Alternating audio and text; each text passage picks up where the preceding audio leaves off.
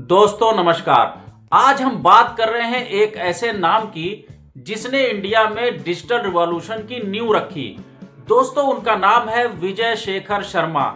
एक साधारण परिवार से आने वाले इस शख्स ने 197 कम्युनिकेशंस और फिर बाद में अपने यूनिक ब्रांड नेम पेटीएम के जरिए अरबों डॉलर की कंपनी खड़ी कर दी।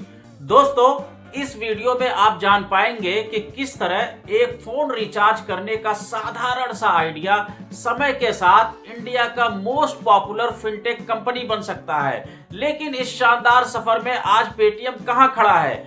क्या ये विशाल कंपनी अब मुनाफा कमा रही है? फाउंडर विजय शेखर शर्मा की इस कंपनी में मौजूदा हिस्सेदारी कितनी है और वो आज किस हैसियत से कंपनी के साथ जुड़कर काम कर रहे हैं? आज की इस वीडियो में हम विजय शेखर शर्मा और पेटीएम के सफर को समझते हुए ऐसे सभी जरूरी सवालों के सटीक जवाब ढूंढने की कोशिश करेंगे। तो दोस्तों कहीं मत जाइए, इस वीडियो में मेरे साथ आखिर तक जरूर बने रहिए। दोस्तों पेटीएम का सफर साल 2000 में 197 कम्युनिकेशंस नाम के कंपनी के रूप में शुरू हुआ, जहां शुरुआत में मोबाइल कंटेंट पर फोकस था। लेकिन आपको बता दें कि असली गेम चेंजर साल 2010 में आया जब मोस्ट पॉपुलर पेटीएम लॉन्च हुआ। दोस्तों आपको ये भी बता दें कि साल 2016 की नोटबंदी पेटीएम के लिए एक बड़ा टर्निंग पॉइंट साबित हुई, जिसने इसे इंडिया के कोने कोने में पहुंचा दिया। विजय शेखर शर्मा ने सिर्फ एक पेमेंट ऐप ही नहीं बनाया, बल्कि उन्होंने क्यूआर कोड और साउंड बॉक्स के जरिए करोड़ों छोटे मर्चेंट्स को डिजिटल इकोनॉमी से जोड़ दिया। आज विजय शेखर शर्मा न सिर्फ कंपनी के फाउंडर हैं, बल्कि वो चीफ एग्जीक्यूटिव ऑफिसर यानी सीईओ की हैसियत से पेटीएम ग्रुप की स्ट्रेटजी, इनोवेशन और विजन को आगे बढ़ा रहे हैं। ये उनकी लीडरशिप का नतीजा है कि कंपनी लगातार नए बिजनेस और रेवेन्यू मॉडल तलाश रही है।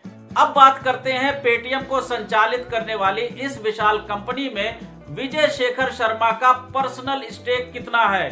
दोस्तों 197 कम्युनिकेशंस में संस्थापक विजय शेखर शर्मा की डायरेक्ट हिस्सेदारी लगभग 9.07% है। दोस्तों उनके स्टेक संबंधी ये जानकारी उनकी कंपनी की ऑफिशियल फाइलिंग के अनुसार आपको बताई जा रही है। ध्यान देने वाली बात यह है कि विजय शेखर के पास पहले अलग अलग प्राइवेट एंटिटीज जैसे वीएसएसएस इन्वेस्टको प्राइवेट लिमिटेड के माध्यम से कुछ सब्सिडियरी कंपनियों में भी हिस्सेदारी थी। लेकिन हाल ही में अक्टूबर 2025 में हुए ग्रुप रीस्ट्रक्चरिंग के तहत 197 कम्युनिकेशंस ने फाउंडर ओन्ड यूनिट से ये स्टेक वापस खरीद लिए। दोस्तों आपके मन में सवाल आ रहा होगा कि ये मूव क्यों किया गया? इसका आसान सा जवाब है ताकि ग्रुप का स्ट्रक्चर सिंपल हो, गवर्नेंस मजबूत हो और मार्केट में ट्रांसपेरेंसी बढ़े। ये दिखाता है कि वीएसएस भले ही एक बड़े शेयर होल्डर हैं, पर वो कंपनी के इंस्टीट्यूशनल स्टैंडर्ड्स को मजबूत करने के लिए कमिटेड हैं। तो दोस्तों अब सवाल उठता है कि अगर 9.07% स्टेक वाला फाउंडर यानी विजय शेखर शर्मा इस कंपनी के सबसे बड़े हिस्सेदार नहीं है, तो सबसे ज्यादा शेयर किसके पास है? दोस्तों आपको बता दें कि यहाँ इंस्टीट्यूशनल इन्वेस्टर्स का वर्चस्व है।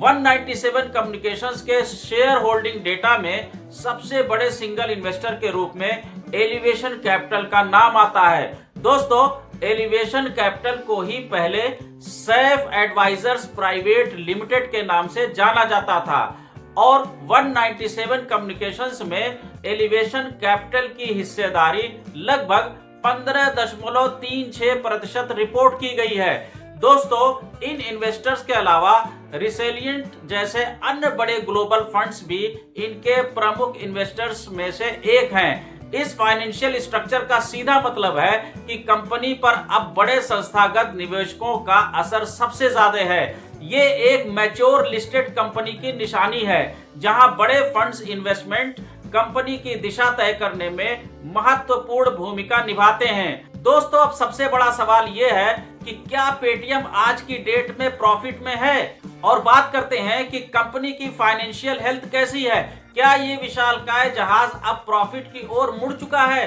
तो दोस्तों इसका जवाब है हाँ। और ये 197 कम्युनिकेशंस के लिए एक बड़े माइलस्टोन से कम नहीं है। दोस्तों, हाल के फाइनेंशियल ईयर 2025-26 के क्वार्टर 1 रिपोर्ट की बात करें तो पेटीएम ने 122.5 करोड़ का अपना ऐतिहासिक नेट प्रॉफिट दर्ज किया है और ये पिछले साल उसी क्वार्टर के भारी लॉस के मुकाबले में एक बड़ा टर्न अराउंड है। दोस्तों, आपको बता दें कि कंपनी ने ये प्रॉफिट ऑपरेशनल रेवेन्यू, खासकर लेंडिंग और फाइनेंशियल सर्विसेज में वृद्धि और अपने कॉस्ट पर सख्त नियंत्रण करके हासिल किया है। दोस्तों, इसके साथ ही पेटीएम ने अपना कैश बैलेंस भी मजबूत किया है। ये रिजल्ट इन्वेस्टर्स के लिए एक पॉजिटिव साइन है और ये साबित करता है कि कंपनी का बिजनेस मॉडल बहरहाल प्रॉफिट लाने में सक्षम है। हालांकि लॉन्ग टर्म स्टेबिलिटी के लिए हमें अगले कुछ और क्वार्टर्स के ट्रेंड्स पर नजर रखनी होगी। दोस्तों, अब एक नजर इस बात पर डालते हैं कि आज की तारीख में पेटीएम यानी 197 कम्युनिकेशंस की मार्केट वैल्यूएशन क्या है। दोस्तों, हाल की मार्केट रिपोर्ट्स के अनुसार 197 कम्युनिकेशंस का मार्केट कैपिटलाइजेशन यानी मार्केट कैप लगभग 81,000 से 82,000 रुपए करोड़ के आसपास चल रहा है। दोस्तों, याद रखें कि ये वैल्यू लगातार मार्केट फ्लक्चुएशंस पर निर्भर करती है, तो ये ऊपर नीचे भी हो सकता है। दोस्तों, अब इससे भी जरूरी बात, 197 कम्युनिकेशंस के फाउंडर विजय शेखर शर्मा की पर्सनल नेटवर्थ कितनी है। दोस्तों, फोर्ब्स के रियल टाइम एस्टिमेट के अनुसार ये लगभग $1.4 बिलियन यानी इंडियन रुपयों में करीब 12,000 करोड़ रुपए बताई गई है। और दोस्तों, लगभग 12,000 करोड़ ये उनकी एक बहुत बड़ी अचीवमेंट है। दोस्तों, ये नेटवर्थ मेनली 197 कम्युनिकेशंस में उनके शेयरों की मार्केट वैल्यू से जुड़ी हुई है। एक छोटे से गैरेज से शुरू होकर विजय शेखर शर्मा ने न सिर्फ एक विशाल कंपनी बनाई बल्कि इंडिया की डिजिटल इकोनॉमी को भी नया आकार। तो दोस्तों, संक्षेप में अगर बात की जाए तो हमने जाना कि विजय शेखर शर्मा ने अपने विजन और संघर्ष से भारत की सबसे बड़ी फिनटेक कंपनी बनाई और 197 कम्युनिकेशंस में उनका डायरेक्ट स्टेक 9.07% है।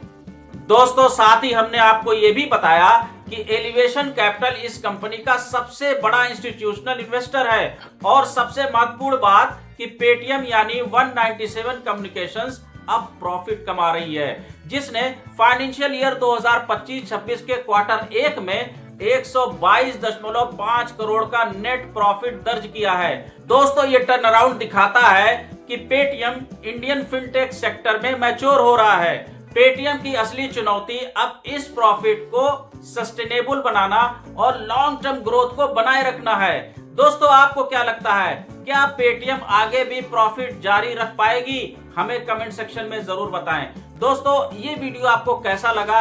अगर अच्छा लगा है, पसंद आया है तो इसे लाइक करें, ज्यादा से ज्यादा दोस्तों के बीच शेयर करें और हमारे चैनल सल्लूज इन्फो मीडिया को आपने अभी तक सब्सक्राइब नहीं किया है तो मेरी आपसे गुजारिश है कि इसे जरूर सब्सक्राइब कर लें। दोस्तों, आखिर तक इस वीडियो में मेरा साथ देने के लिए आपका दिल से शुक्रिया।